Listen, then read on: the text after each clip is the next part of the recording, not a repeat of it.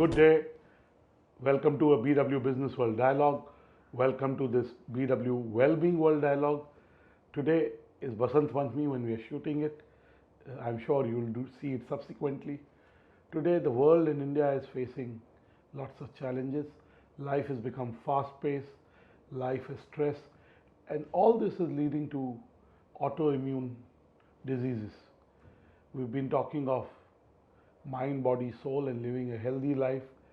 Having well-being in our midst has become important.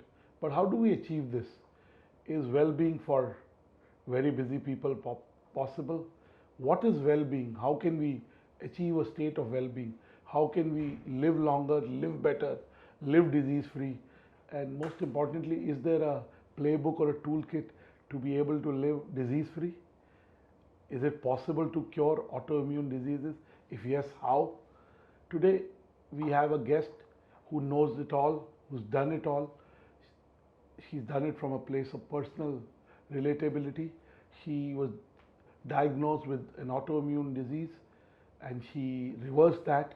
Then she made it her purpose, her mission in life to be able to cure people who have autoimmune diseases, and in the last 16 years has changed the lives of many individuals.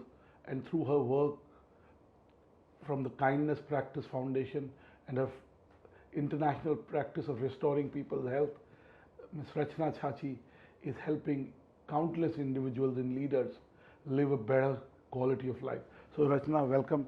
Thank you for talking to me. Thank you so much. And you know, I must tell you, I have a personal story. I met her 14 years back in Feb 2014. That's 10 years back. 11 years back I met her in Feb 2014, and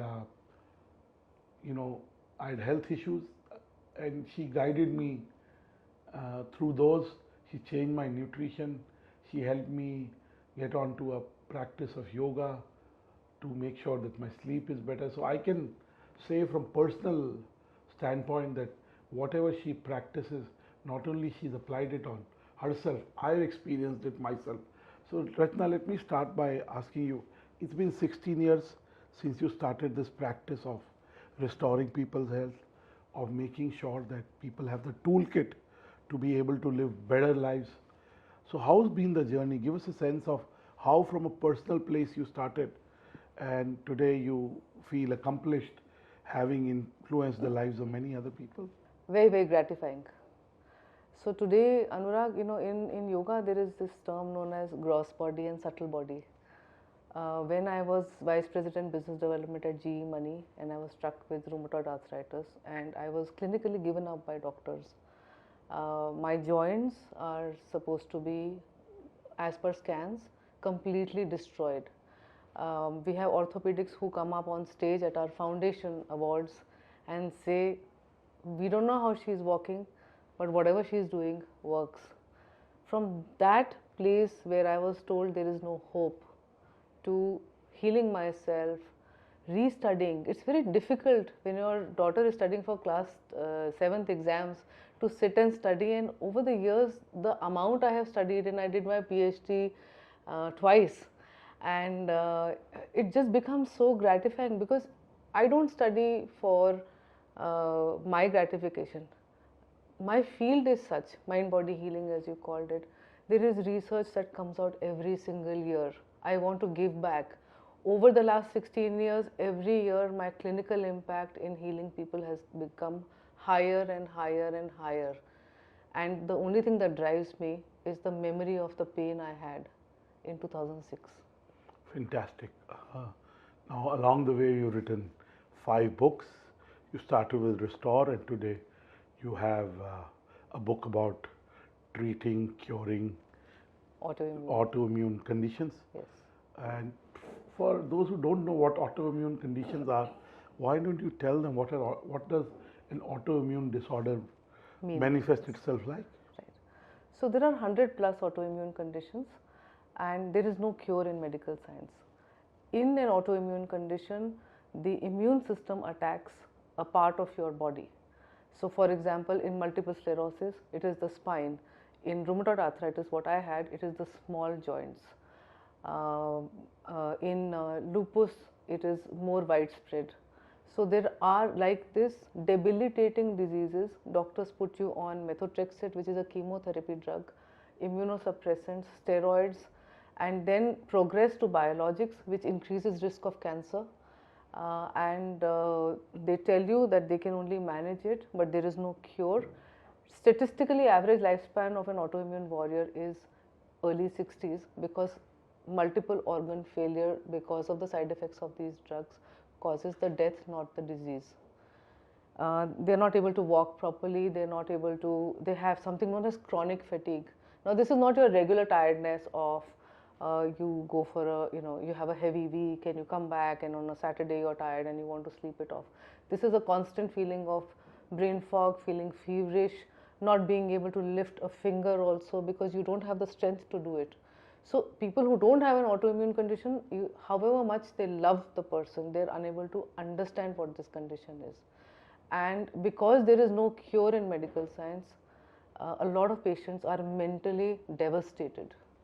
So we run, as part of our foundation, an autoimmune support group where we have our quarterly meets, and we give hope and positivity to warriors. And when they see me, then they get even more hope. Some of them are my ex-patients who talk about how they healed from incurable to curable.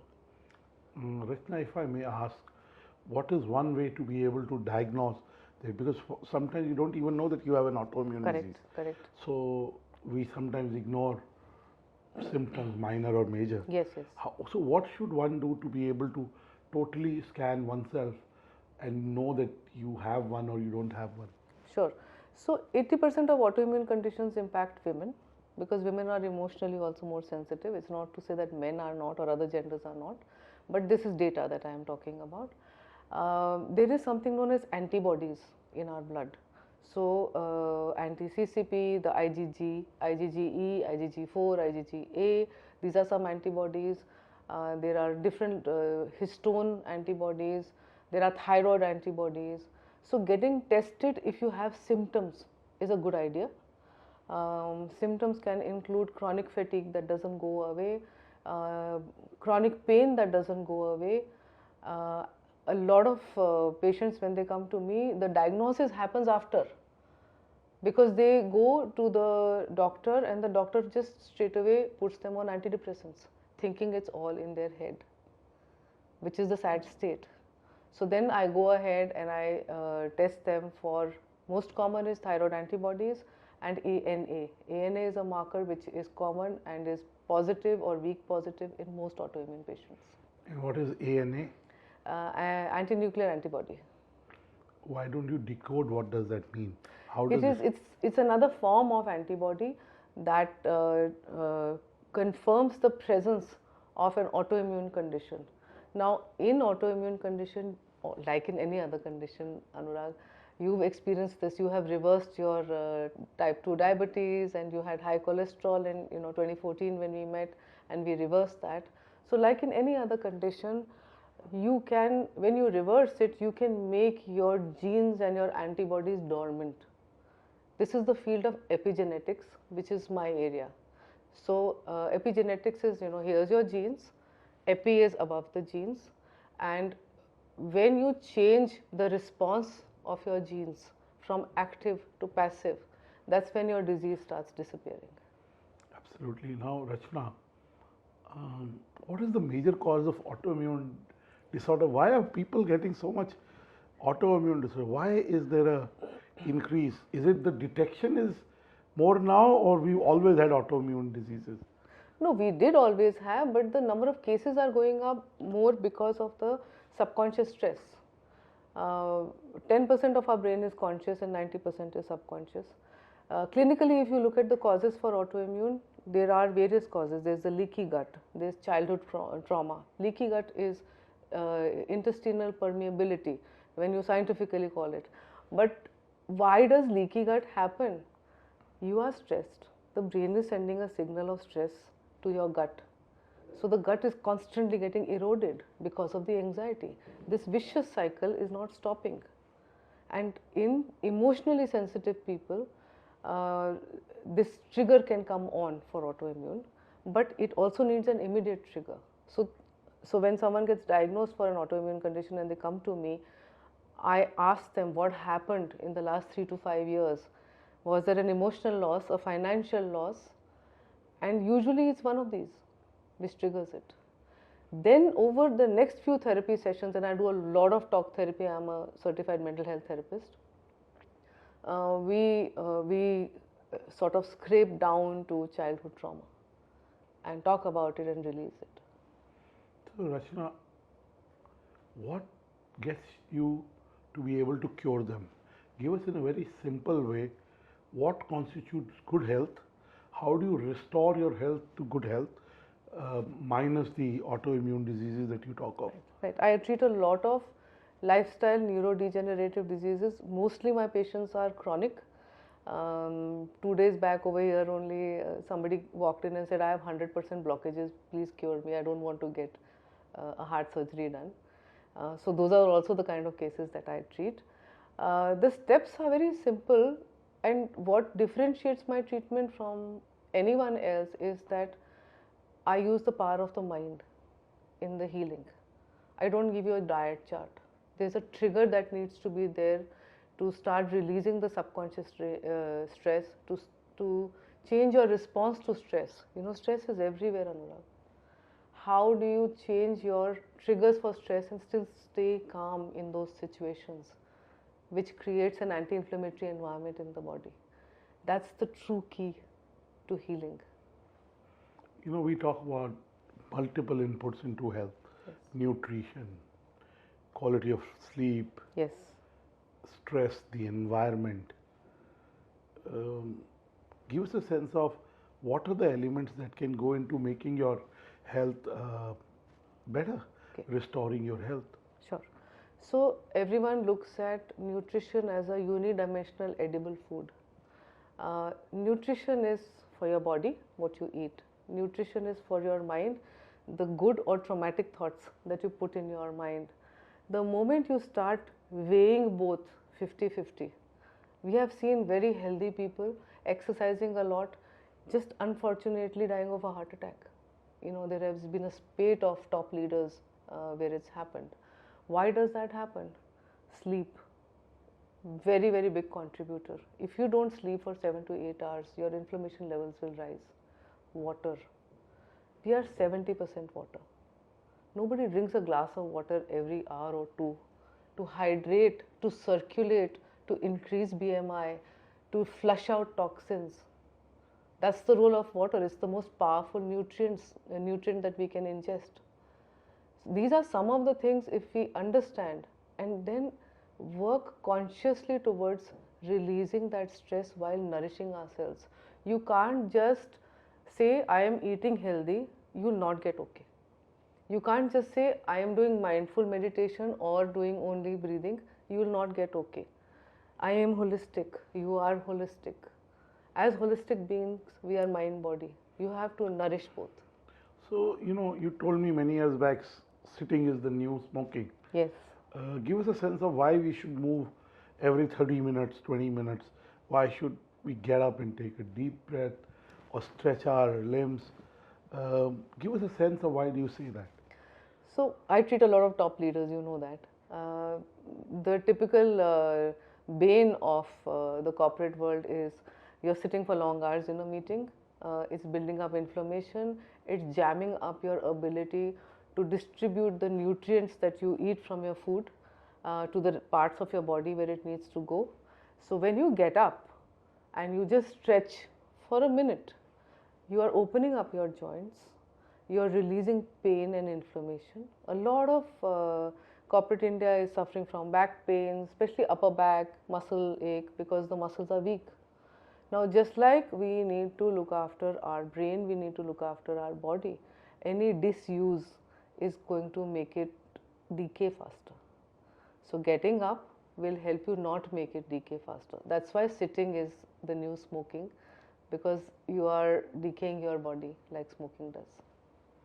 Now, we also live in an era of constant bombardment through WhatsApps, emails. We're constantly at work. We're constantly thinking of. We don't switch off, Yes. right? and that creates its own stress. Yes. The urge to respond immediately, the urge for everything to be important. How does one deal with that? Though it's very personal on how one should Does. lead their life, both personal or professional, but to give a sense of why, you know, these, you know,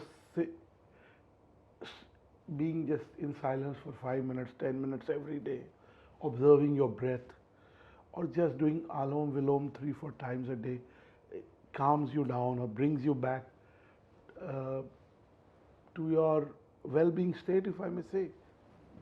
What is the opposite of calmness? Chaos. Chaos. Now, our mind is full of chaos. What does that do to the body? It raises inflammation. Inflammation is the root cause of all diseases, including cancer. Now, So, are you saying diseases are caused by thinking? No, overthinking. Anything that is not in balance. Underthinking and overthinking, both are not in balance. When you create a moderate balance for everything, I'm not saying stop enjoying yourself. I'm not saying only sit in meditation. Do your work, feel the achievement. That's also positivity. The cells of your body are, experiencing that achievement. But are you just sitting down in calmness for even 5 minutes without scrolling on your phone?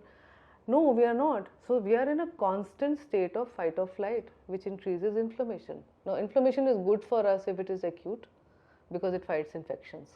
But if it becomes chronic, then we get disease, cardiovascular disease, type 2 diabetes, autoimmune conditions, and 70% of all cancers. Now, why are cancers on the rise? You talk 70%.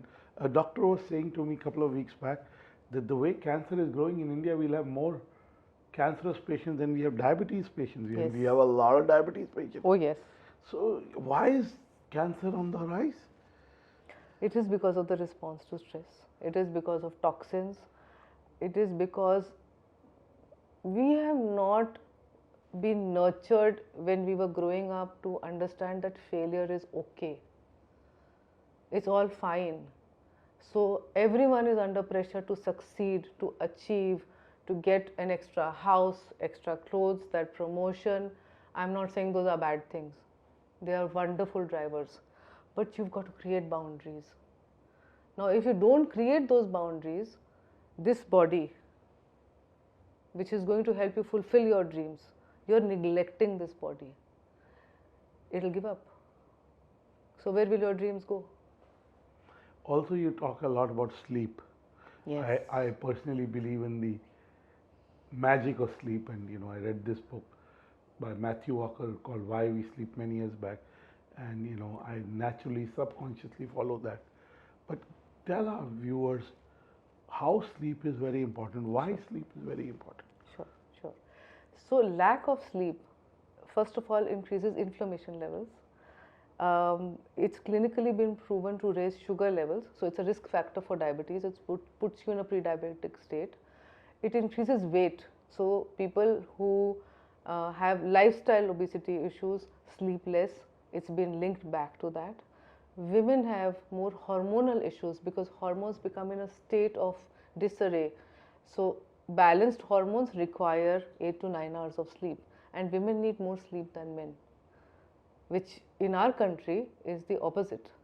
So women put themselves last, and men need 7 to 8 hours, women need 8 to 9 hours of sleep.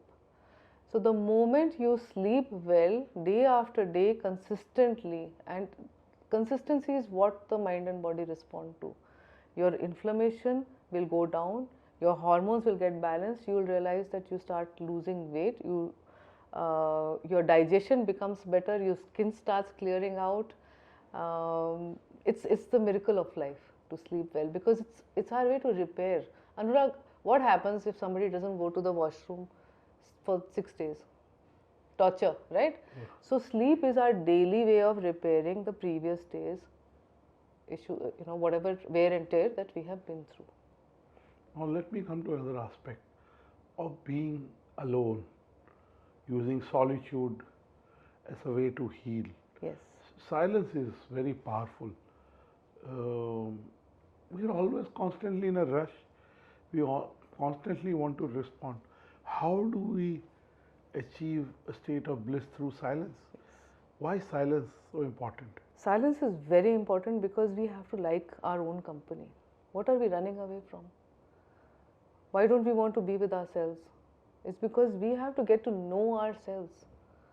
So sit in silence to understand who you are, what your triggers are, which areas you need to work on. It's very important for having a good relationship with yourself. The 2-3 tips for silence is: 1, start with slow mornings. Always works. Be with yourself. Do just 10 minutes of breathing, whether it is Anulom Vilom or simple deep breathing. And please, I have videos that I have put up for the right technique for how to do Anulom Vilom. If you have inflammation, you should always start from the left nostril and then right, and then inhale from the right and exhale from the left. Also, your exhalation should always be longer than the inhalation, because you are releasing the stress and the inflammation. Start your day with 10 minutes of Anulom Vilom or simple deep breathing of 4 counts in, 8 counts out.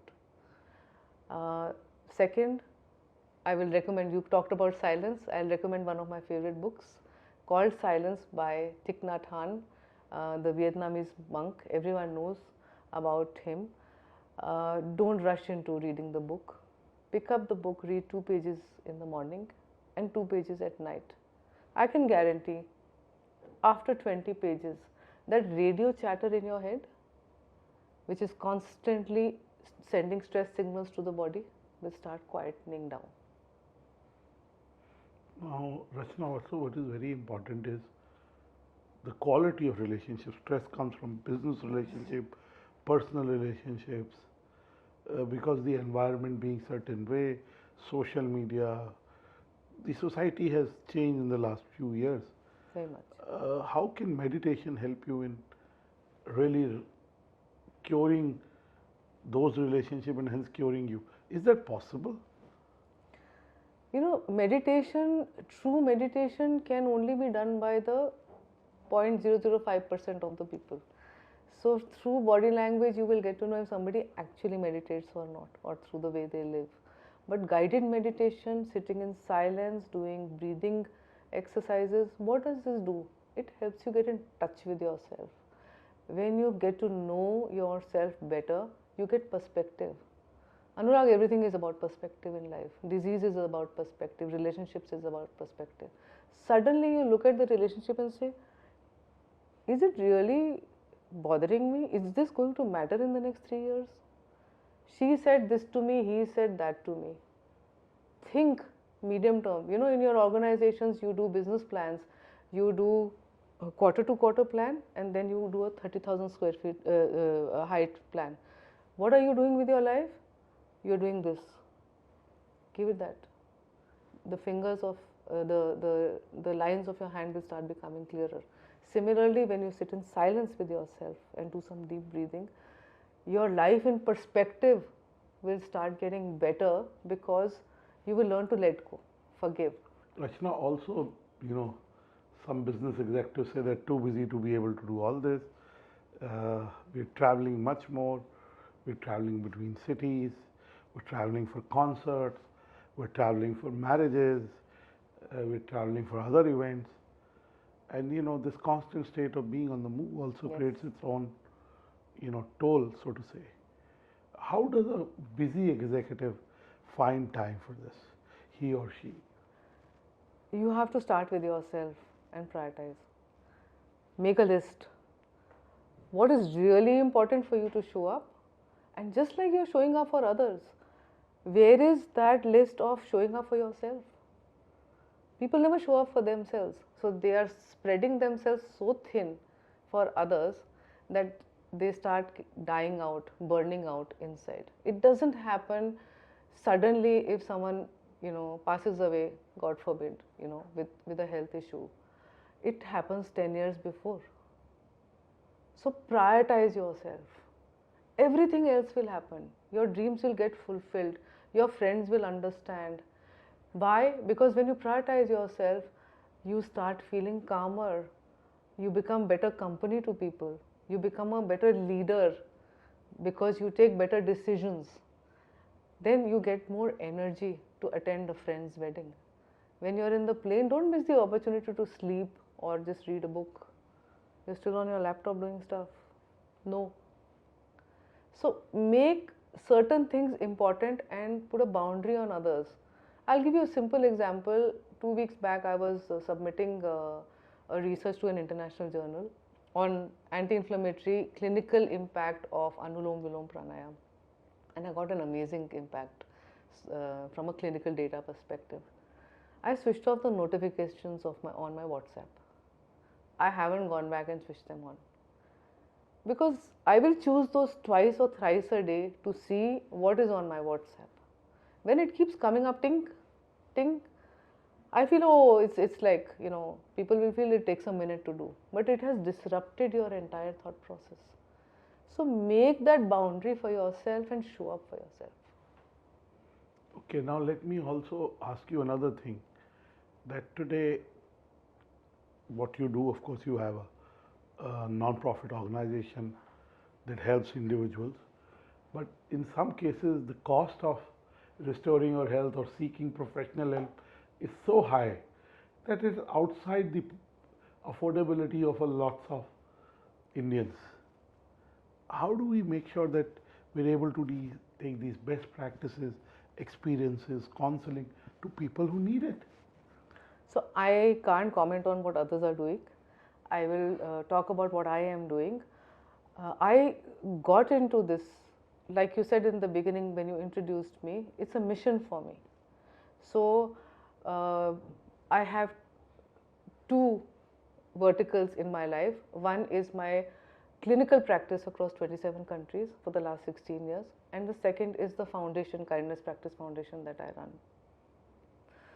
The clinical practice feeds the foundation, plus we do free treatments for people who come to the foundation who cannot afford treatment. Thirdly, I am always available to corporate India to talk and to spread the message, because it's very important. And for the underprivileged, we're just finishing the All India drive for cancer awareness and early diagnostics, because early diagnostics will save lives. It's completely free of cost under the foundation. So these are the things that we are doing. I am personally invested in. I run an autoimmune community. And the books? And I've written 5 books. Each of my book, thank you for pointing this out, Anurag. Each of my books is a message out there saying, spend that 250 rupees and pick it up and get the knowledge. If you follow, you will heal yourself. Rachna, today the modes of enjoying have changed, the tools. A lot of people, it's their personal choice, they can do whatever they want, but a lot of people get a high by drinking. And it is now clinically proven that drinking alcohol of any kind leads to cancer, or can also contribute to cancer. It may not be the sole cause, but combined with other lifestyle issues, it may accelerate cancer. Right. So, drinking is becoming so important. Yes, so you'll be surprised that our parents drank more than us. This is statistic data I am talking about. We drank less than our parents, and the future generation, our daughters and sons, are drinking less than us, or some of them are giving up drinking. The problem of drinking is happening in our generation, and that is getting linked. Now this is in the urban areas where drinking is used. Why? Because levels of stress are high. So you come home and you feel like you deserve a drink, and then 1 becomes 2, becomes 3. And that's where it becomes carcinogenic. But in poor people, we did a cancer camp in Kochi. Kerala is the #1 state in cancer statistics. The poor quality of liquor itself is contributing to that. Is contributing to it. Secondly, the poor gut is contributing to it. So there are many factors. One is pure alcohol contributing to head and neck cancers. The second is The presence of alcohol, continuous alcohol consumption is contributing to poor quality of sleep, to, to poor quality of sleep, very well said, and to risk of stomach cancers. Because if you are already stressed out, your gut is eroded, and then you put alcohol in it. Imagine if you hurt yourself here, and then you put alcohol, it would hurt, no? So the same thing is happening inside. Oh, Rachna, you also talked in the past about how music can cure. Oh, it's... It is also scientifically proven now that music induces healing. Yes. Let's talk about that.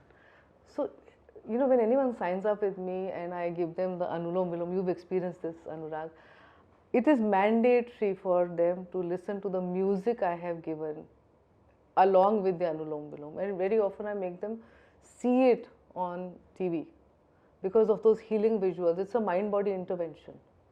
So music can immediately calm down your inflammation levels. The moment your inflammation is calmed, for that period of time when you're listening to the music, it's like meditation. Your mind stills and you just start unwinding. That's what we need. People don't understand that these are the simple basics to avoid disease and suffering. There are so many people who have benefited from your advice, counsel, the content that you put out, the one-on-one counseling that you've done. Give us one or two examples of your interventions on your, subjects. I will not call them patients, but on your subjects, which has led to a dramatic change in the quality of their life and in a lot of cases longevity of their life. Okay. This may give hope that autoimmune diseases are curable. Yeah. So first of all, I cannot give examples of people who are not in the public domain and talked about. Yeah, let's not give their names, but... So my website is replete with cases of autoimmune reversal, heart disease reversal, cholesterol reversal, anti-aging. So there is something known as an epigenetics program that we do for that. A lot of top leaders who have spoken about me. In fact, in my book Alive, Mr. Sivakumar from ITC, he is a very senior business leader over there, has written how he lost 35 kgs, reversed his knee arthritis, reversed his other health issues in cholesterol in my program, and how he approached it. It's, when I get these so-called, people call it, oh, you've got miraculous results. It's not me. It's as much the commitment of the person I'm healing. So it's teamwork. So we both work together, and in a matter of just a few months, we get these results. Rachna, there's lots of progress in this area. The connection between mind, body, soul is real. The power of what you think, what you become, and how it impacts you is real. There is also, it's been proven that there is a placebo effect. The more you cure, it has a positive impact in making sure that you go on that path. So how can we induce placebos which then contribute to the well-being of an individual? So first of all, Anurag, placebo doesn't last. So you can start with a placebo for the non-believers, and that comes from unhurrying your mind. But what I look at is clinical impact. So when someone comes to me, or when someone sends me a video from Instagram or somewhere and says, oh, is this true that this is a miracle cure for thyroid issues? And I'm like, we are holistic beings. What is the credibility of that person? Even if you are going to the best healers in the world, please check on their website. What is their education? What is their background? And then look at healing. For yourself to create that placebo effect, do 2-3 simple things. Sleep. Put together a sleep hygiene every night. For 10 days, you will be a little unrestful in your brain about it, but the 11th day, the sleep will come. A sleep hygiene is something where your brain starts looking forward to sleeping, and then you start feeling sleepy. So draw the blinds, sit down with a cup of chamomile tea which calms you down, with either a book or some music, and no TV. The only TV if you want to watch is happy shows, Big Bang Theory, Friends, whatever, you Monk. Some of these shows you can watch for 20 minutes and you will doze off with a smile on your face. But more importantly, get into bed at the same time.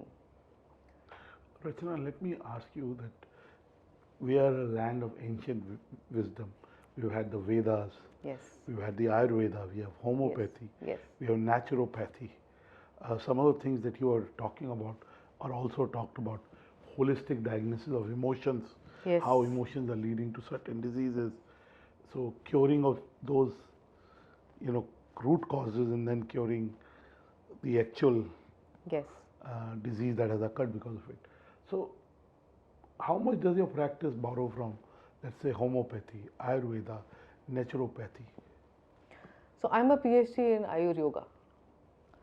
So I did not realize when I was healing myself from an incurable condition in 2007 that the universe had my back. And in my book, that's, Healing Autoimmune Conditions, I have linked it back.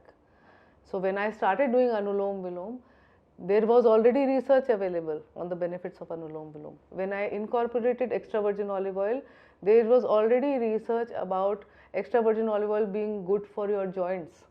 So there were so many practices that I was doing which I didn't know were clinically proven to do.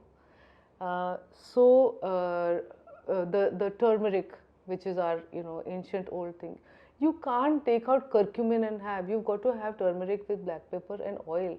That is how Ayurveda talks about it. That is how it's cooked and goes into the body. That's how it becomes anti-inflammatory and anti-cancer. So each of my practices is seeped in that and combined with, when I say modern nutrition, I am talking about the clinical impact of it on your markers coming down back in range. Now let's talk about your latest book. Yes. It is let's say, a continuation of the 16 years of your practice, of your knowledge, of your seeing the results working on your subjects. And the book has 6 chapters. So give us a sense into this new book, Healing Autoimmune Conditions. Healing Autoimmune Conditions changed me. I suddenly became free after writing it. It's like life coming full circle for me. The reason I got into this and didn't go back to the corporate sector was that pain was my driver. Then I didn't want anybody else to experience that pain. That's why I started my practice and studied so much for 16 years. And today, when that book is out, it's like it has liberated me from literally any inhibitions. And that's where those 6 steps make sense. A lot of those steps are not about just nutrition. So you have to remember that there is a sequential way of healing yourself. Typically, when somebody comes out of, with a diagnosis, there is trauma to the mind and body. And their knee-jerk reaction is eat healthy, exercise. But when you have trauma to the body, you have to first rest it. So my first step is rest. So rest, repair, then add movement. So if you start going for a walk early in the morning, then your inflammation will increase. Why? Because you haven't got your 7-8 hours of sleep.